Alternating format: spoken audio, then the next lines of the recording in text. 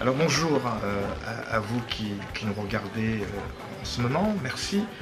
En tout cas, c'est toujours un plaisir d'être accueilli dans le cœur et l'esprit des téléspectateurs. C'est un plaisir immense. Encore une fois de plus, j'aurai le plaisir de m'entretenir dans un instant, dans quelques secondes, avec une artiste qui, depuis une dizaine d'années, fait sa marche vers les succès, avec 3 albums déjà à son actif. Le premier album que vous avez sûrement connu, le deuxième album qui a marché, c'était l'album de consécration, et puis le troisième album, c'est Vous qui parler. C'est Coco Efa qui va être avec nous dans cet entretien exclusif ici à Paris, dans ce décor intimiste.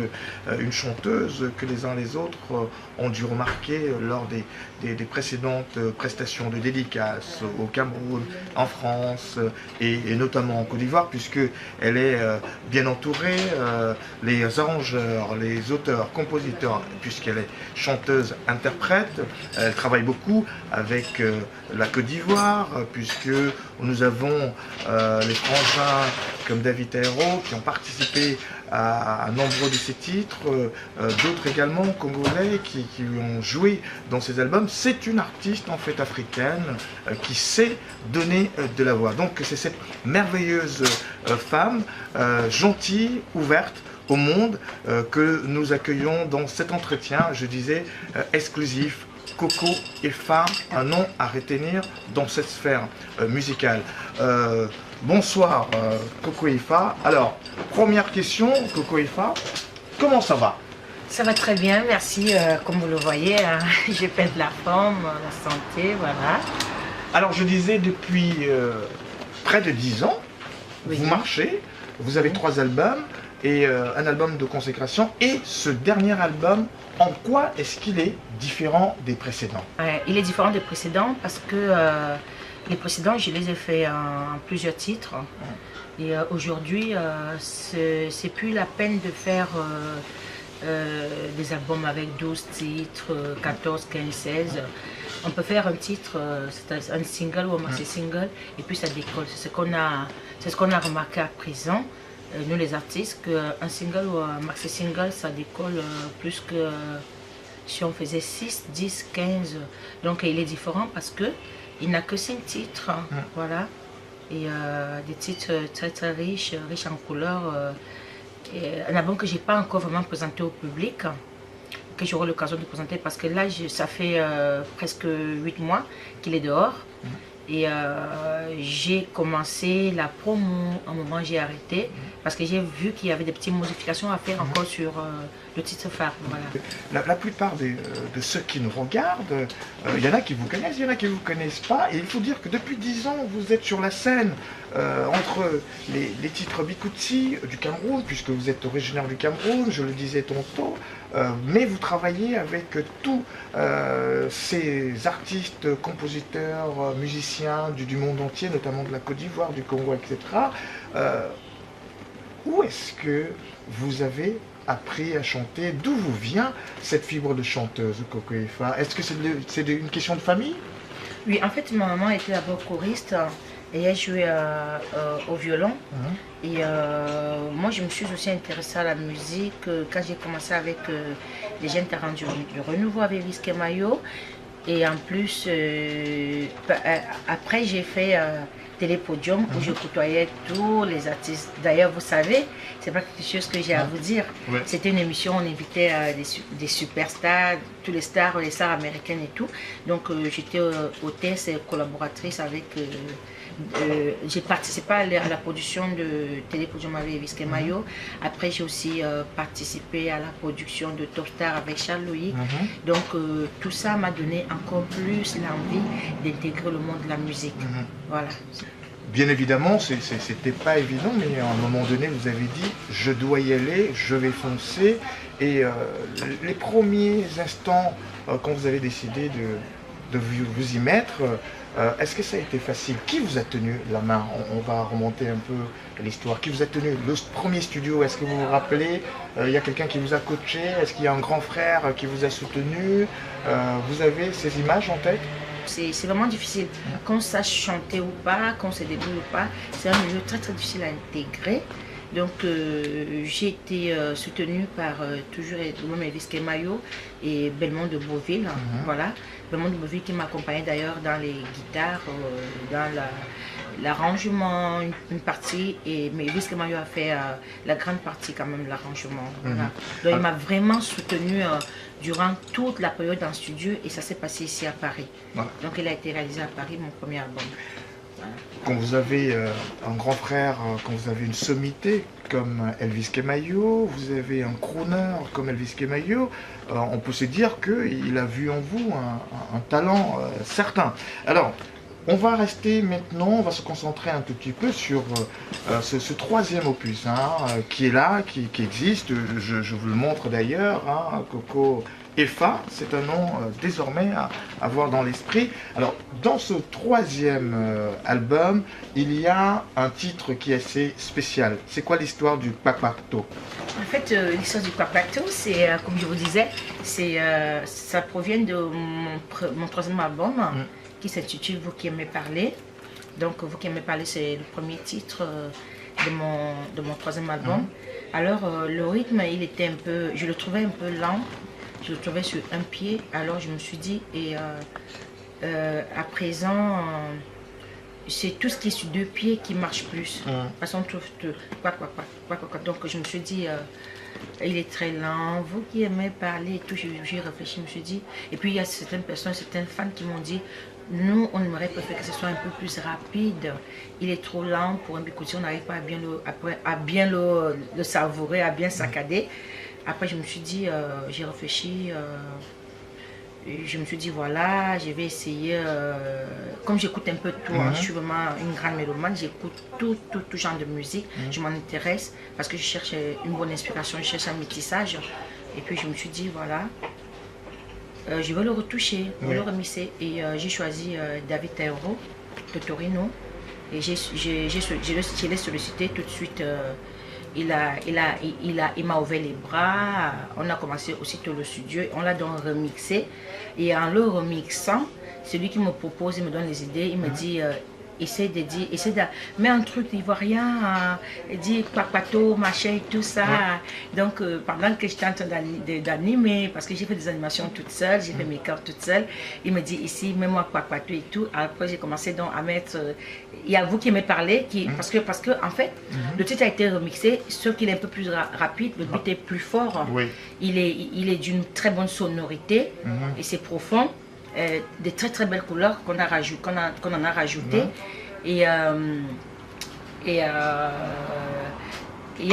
donc la chanson en elle n'a vraiment pas été modifiée en tant que telle, sauf des breaks. Les breaks sont très très bien refaits et Kpakpato que j'ai ajouté. Voilà. Elle a fait Kpakpato, ils ont dit Kpakpato, elle a dit Kpakpato, on a dit Kpakpato, Kpakpato, Kpakpato. C'est tout ce qui a été ajouté, quoi. Voilà. Alors, David Taïro, qui est un très très grand réalisateur, à chaque fois qu'il se met dans un projet, c'est le succès pratiquement assuré. Alors, comment s'est fait la connexion avec David Taïro justement? En fait, je suis déjà fan des œuvres de David Taïro, que ce soit ses propres œuvres à lui ou des œuvres qu'il réalise pour d'autres artistes. Et il avait un titre qui passait chaque fois dans une chaîne télévision, une très grande chaîne de télévision. Et chaque fois je disais, oh là là, qu'est-ce que c'est beau, il chante bien et tout. Et puis, les autres collègues m'ont dit, mais lui c'est un calibre, il faut le solliciter. Alors je lui ai demandé les amitiés sur Facebook, il a accepté et tout de suite j'ai commencé à lui expliquer mon vœu, quoi. Et je lui ai dit, j'aimerais travailler avec toi, j'aimerais retoucher mon titre, Vous qui aimez parler, je fais du bicouti. Après il m'a dit, bon, on va essayer. La musique est universelle, pourquoi pas. Il était très très content. Et quand on a fini en studio, franchement, moi j'ai apprécié parce que là, je l'ai refait comme un single. Et il y a 4 mois, même pas 4 mois, il y a 3 mois que je l'ai fini. J'ai fini avec David Taïro. Et je dois faire le clip. Je vais réaliser un très grand clip. Vous le faites Où? En Afrique? Au Cameroun. Au Cameroun, voilà. pardon. Tout est déjà calé. Donc, je veux vraiment faire un clip de renom pour mettre mon Kpakpato, ma chanson, excusez-moi, Kpakpato en valeur. Voilà. Donc, la promotion de mon single va commencer à partir du mois d'août. Du mois d'août. Voilà, 2014. Merci. Alors, Coco Ifa, il y a aussi un aspect très important puisqu'il y a la chanson, il y a l'orchestration, mais il y a aussi, chez certains de vos fans, il y a le côté look que vous avez. Ça veut dire que vous changez de tête à chaque fois. Et là, maintenant, vous avez adopté un look, une coupe à la garçonne. Pourquoi? Oh là là. Bon, voilà. Quelqu'un vous aurait dit que Non. c'est comme cela ou vous avez décidé de... Ah non, non. Ouais. Tout simplement que Coco Ifa est très différent des autres artistes de Bikutsi. Sans vouloir me vanter, je suis parmi les artistes Bikutsi femmes très très fashion. Ça, sans vouloir me vanter. Donc, moi j'ai mon style à moi. Moi, j'aime pas tricher, j'aime pas imiter les autres. Mon style préféré, c'est le naturel, les cheveux courts. Parce que mon premier album qui s'intitule Coureux de jupon, que voici, même comme l'album a des cheveux longs, à la sortie de l'album, mais du clip, ça s'est fait avec de mini cheveux comme ça, des looks, et puis tout le monde appréciait. Et c'est pas parce que les gens apprécient que je le fais d'abord pour moi-même, parce que c'est mon look préféré, j'adore. Je suis très naturelle. J'adore tout ce qui est naturel. Je me gêne avec des mèches, des longs cheveux encore. J'accepte mes propres cheveux naturels, mais même jusque-là, je supporte pas. J'adore être en mini-cheveux. C'est vraiment mon look préféré, quoi. J'adore. Donc, c'est quand même rare qu'on me voit. On me voit rarement en longs cheveux. Déjà, je les ai coupés au mois de décembre 2013. Ils ont grandi un peu. Et là, j'ai recoupé il y a quelques semaines. Voilà, parce que je ne supporte pas des longs cheveux. Et ça vous va bien d'ailleurs. Alors, dites-moi, Coco Ifa, l'album que vous produisez, d'ailleurs, vos albums, est-ce que il y a quelqu'un derrière? C'est une autoproduction ou il y a une grosse maison de production qui vous suit, qui vous a fait confiance? Ou alors vous vous êtes dit, non, je préfère travailler avec mon équipe, je suis le capitaine de mon bateau pour mieux contrôler. Comment est-ce que vous bossez? Pour dire vrai, le premier album, il a failli être produit par Dédié Yango. Il avait d'ailleurs pris et tout, mais après, il y a eu des petits soucis, bon, et pas à notre niveau, à son niveau. Il m'a dit, parce que ça l'intéressait beaucoup, Coureux de jupon, que je vous ai présenté, mon premier album. Donc, du coup, il a pu produit, voilà. Et j'ai engagé l'autoproduction. Il m'avait demandé d'attendre un peu, mais j'étais pressée déjà de le sortir. Je voulais déjà être dans le monde, dans le bain. Et je me suis engagée moi à le sortir. Et depuis, je m'autoproduis. Depuis. Donc, déjà, il n'y a plus de producteurs. C'est très, très difficile maintenant. Parce qu'avec la piraterie, les producteurs n'osent pas mettre le budget dans la production.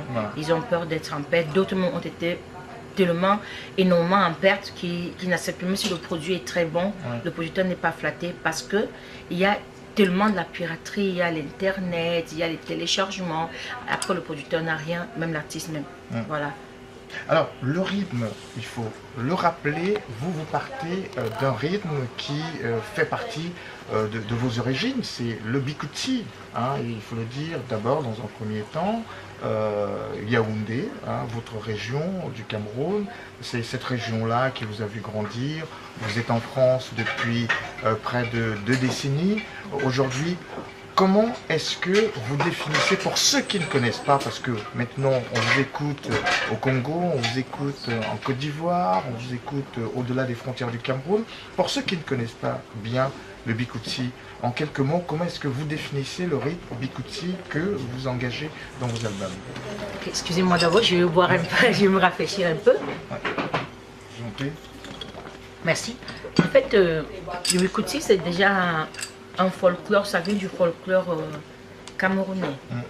Du côté du centre, du sud, de l'est, plus précisément dans le centre quand même.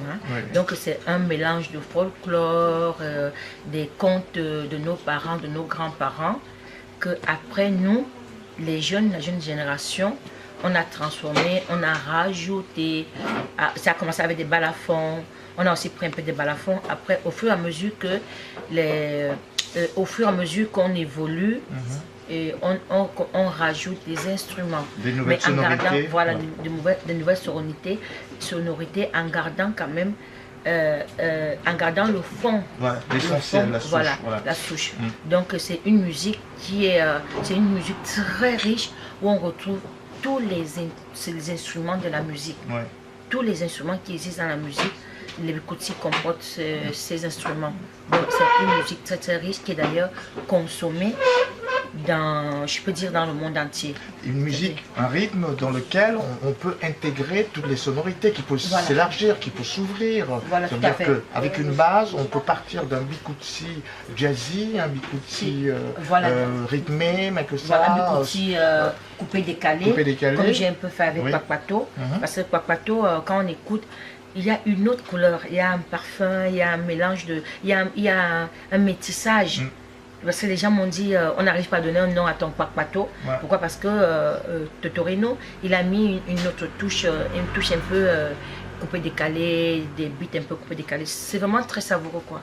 Alors, à ce stade, Coco Ifa, il faut rappeler à ceux qui nous regardent en ce moment que Coco Ifa est une artiste complète. Hein. Alors moi, je voudrais savoir un peu, à ce stade, par exemple, de votre carrière, est-ce que s'il y avait à faire un premier bilan, qu'est-ce qui a été le plus difficile, le moins facile, qu'est-ce qu'il y a eu comme énergie qui a pu vous encourager à rester dans cette sphère de la production? Est-ce qu'il y a des choses qui vous ont plu? Est-ce qu'il y a des choses qui ont failli vous faire arrêter? Est-ce qu'il y a des choses qui vous ont encouragé à continuer? Comme je vous ai dit, le milieu de la musique, c'est trop de galères. C'est des galères à tout niveau. C'est-à-dire, j'ai vu avec des grands frères, même des grands frères... C'est une question de confiance entre les personnes quand vous parlez de galères? Entre les producteurs, c'est ça? Les producteurs, artistes, musiciens, etc. Dans ce milieu en général. Les galères, c'est plus au niveau des spectacles. Au niveau de la promotion, là c'est grave quoi. C'est-à-dire que tu payes ou pas, il y a toujours une galère. Tous les artistes le savent d'ailleurs. Et même au niveau de la production, il y a un peu de galère, mais pas quand même. Hein. Et au niveau alors des spectacles, c'est grave quoi. Il y a des spectacles qui se passent très très bien, avec des contrats, même sans contrat. Il y a des spectacles que même s'il y a un contrat, les promoteurs des spectacles, il y a beaucoup qui ne respectent pas les clauses. Ou alors qui ne traitent pas bien l'artiste. Même si tu es un très grand artiste, que tu as un très grand nom, quand tu arrives, ils peuvent te laisser dehors, il n'y a pas de loge, tu n'as pas où te changer, t'asseoir, il n'y a pas une table pour toi. Mais tout ça ne nous décourage pas. Pourquoi? Parce que moi, par exemple, la musique, c'est vraiment... J'adore la musique. C'est-à-dire, c'est ce que j'ai toujours voulu faire. J'ai toujours voulu danser, chanter. Donc, quelles qu'en soient les galères, j'ai jamais été découragée. Pour ça, pour des galères, il y en a plein. Et pour ça, franchement, pour des galères, c'est pas un métier du tout facile. C'est un métier qu'il faut vraiment aimer pour l'exercer. C'est un message que vous pouvez envoyer à une jeunesse, des jeunes gens qui voudraient se lancer dans cet univers-là? Ah oui, bien sûr. Bien sûr, parce qu'il y a plein de jeunes qui ont lâché d'ailleurs. Je connais plein de collègues, je ne peux pas en citer, il y en a tellement, qui ont sorti des albums, qui ont disparu, on n'en a plus entendu parler. Pourquoi? Quand ils ont commencé à vouloir faire la promotion, des galères. Ils ont voulu chercher des spectacles, pas de spectacles. Ils ont voulu faire ceci, parce que même dans la promotion, comme je vous dis, il faut avoir des connaissances. Même pour payer avec l'argent, la promotion, il faut avoir des connaissances, sinon on se fait... niquer, excusez-moi du terme quand même, on s'est fait niquer. Donc moi je vais vraiment dire aux jeunes qui aspirent à ce métier qu'il est très très très difficile. Beaucoup de sacrifices, tellement de sacrifices. Pour vous faire une image, c'est du temps. Quand vous voyez un artiste qui éclore, un artiste qui monte en pente, on ne peut pas savoir les galères que cet artiste a traversées. Et même pendant qu'il est en train de monter, il traverse des galères. Il faut vraiment aimer ce métier pour le faire. C'est beaucoup de patience et beaucoup d'amour pour ce métier. Voilà. Beaucoup d'amour, beaucoup de patience, beaucoup, bien sûr, d'énergie aussi. D'énergie, voilà, pour y arriver. Alors, Coco Ifa, on aimerait bien, ici, généralement, les gens se posent la question, oui, en studio, on essaie de donner un peu de la position à la machine, c'est la machine qui fait tout le travail. On aime bien entendre souvent les artistes chanter a cappella. On sait que certains artistes prennent un peu des raccourcis, brûlent les feux rouges pour arriver à mettre une orchestration en route. J'aimerais vous entendre, moi qui sais ce que vous savez faire, vous entendre chanter a cappella par exemple, nous donner un soupçon de la voix dans ce nouvel album, un titre par exemple, Ne m'oublie pas, Énigme, Lewe Dewe. Qu'est-ce que vous pouvez nous donner comme petit soupçon de voix?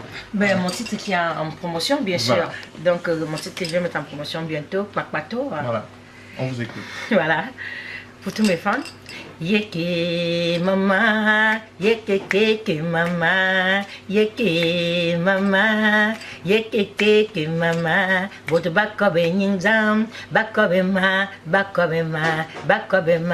ils adorent le sabotage, bakobe ma. Ils adorent la jalousie, meneyi bayem fife manga sobokabaga. Vous qui aimez parler, je vous donne ma vie cadeau.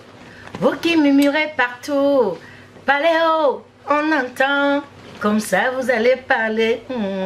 Vous qui aimez parler, elle a fait Kwakwato, ils ont dit Congo ça, ils ont dit Kwakwato, elle a fait Congo ça, Kwakwato, yeke Kwakwato. Voilà. Juste à vous entendre chanter, on y croit, c'est un album à succès et sûrement ce titre Kwakwato qui, écoutez comme ça, je ne sais pas si vous avez écouté comme moi, mais on a envie déjà d'écouter, de voir le clip. Je vous souhaite tout le succès du monde, Coco Ifa, ça a été un plaisir de vous avoir dans cet entretien. Est-ce que vous avez un dernier mot pour toutes ces personnes qui vous ont regardé depuis le début de cet entretien? Je remercie d'abord mon bon Dieu pour l'inspiration, pour la santé, pour la pêche, pour le bien-être, le courage dans ma carrière. Et je remercie tous ceux qui ont participé à l'élaboration de mon album et à ma carrière depuis 10 ans. Et je remercie aussi mes fans, tous mes fans. Je les aime, je les adore. Je remercie donc tous mes fans, comme j'ai dit. Je remercie ceux qui aiment parler. Je remercie les Kwakwato parce que grâce à vous, j'avance. Je serai toujours ensemble avec vous. Je suis là pour vous, les fans, les Kwakwato, vous qui aimez parler. Je serai toujours là pour vous. Ensemble, vous allez me faire toujours avancer. Donc, je vous adore. Je vous encourage à continuer à me soutenir dans l'élaboration de mes bonnes mélodies, spécialement faites pour vous. Voilà. Et je vais aussi faire une petite dédicace, je peux? Oui, bien sûr. Voilà, je vais faire une petite dédicace à David Taïro déjà, à toute ma famille, à Dominique Njo, Émile Dou, à tous les promoteurs de soirée, à Jojo Gabana, à tous mes fans du monde entier. Voilà, excusez-moi pour ceux que je n'ai pas pu citer, c'est pas facile de penser à tout le monde. Donc, je vous aime tout le monde, mes amis de part et d'autre, Yves Kemayo. Voilà. Elle ne peut pas citer tout le monde, en tout cas, elle pense à tout le monde, elle pense à vous, vous savez très bien, c'est une fille formidable, qui est au grand cœur, une artiste complète, c'est une très grande dame de la chanson africaine, il faut le dire, il faut le répéter. En tout cas, merci d'avoir suivi cet entretien exclusif. Bientôt, donc, le clip et puis le titre Kwakwato, je peux déjà vous le recommander. C'est un merveilleux titre à consommer. Merci à vous. C'était donc cet entretien exclusif avec la frangine Coco Ifa. Alors Laetitia, bonjour. Bonjour. Alors vous êtes au quotidien avec la chanteuse Coco Ifa D'abord, comment est-ce que vous vivez ce lien d'amitié? Qu'est-ce que vous pensez de la chanteuse? La chanteuse Coco Efa, à la base, c'est une femme très dynamique, très forte. C'est une femme que j'apprécie beaucoup. C'est la raison pour laquelle j'ai accepté danser avec elle. Parce qu'elle est très joviale, aimable et aussi elle est comme une mère pour moi. Parce que je prends Coco comme une mère. Elle me comprend, elle me conseille. Et dans la musique, elle est toujours satisfaite de moi. Alors, dans cette relation professionnelle, en tant que danseuse de Coco Efa, quel est le plus que vous apportez dans cette sphère? Le plus que j'apporte, surtout dans sa nouvelle chanson qui est intitulée Papato, c'est que je vais apporter la modernité. La danse, je peux dire ivoirienne, parce que Coco, c'est une chanteuse de Bikutsi, mais si son titre c'est Papato, qui est un concept ivoirien, alors là, la chorégraphie que j'ai montée, elle est typiquement dans des pas ivoiriens. Donc je crois que ça va un peu changer le thème, ça va un peu changer la musique, question de s'évader dans le monde, quoi. Est-ce qu'elle est très rigoureuse dans sa manière de travailler? Je peux pas dire oui, je peux pas dire non. Coco, elle aime quand tu te sens à l'aise dans ce que tu fais. Oui, tu donnes. Elle aussi, c'est une grande danseuse. Je vous le dis, elle danse bien aussi. Quand elle me laisse faire la choré parce qu'elle a confiance en moi. Elle n'est pas rigoureuse, elle n'est pas sévère, mais elle aime quand les choses y sont bien faites. Ben, merci Laetitia pour ce témoignage. De rien, merci à vous aussi. En fait, comme je vous disais, mon titre Papato, c'est un nouveau concept que j'apporte à mes fans. Le nouveau concept dans ce style où il y a un passage dans l'album où on dit ferme ta bouche avec le doigt, ferme ta bouche avec le doigt, ferme ta bouche avec le doigt, le doigt, le doigt. Donc tous les fans, même quand je vais en spectacle, toute la salle fait le même mouvement, toute la salle, ainsi que tout le monde. Ferme ta bouche avec le doigt, ferme ta bouche avec la main, le doigt, la main. Donc c'est le nouveau concept, parce que Papato veut dire ceux qui parlent. Donc je leur demande de fermer la bouche. Donc ferme ta bouche, c'est une partie un couplet de la chanson Papato. Voilà. Un concept très riche en couleurs, qui va sûrement vraiment plaire à mes fans, quoi. Voilà. Différent des autres Bikutsi que j'ai toujours mis sur le marché. Voilà.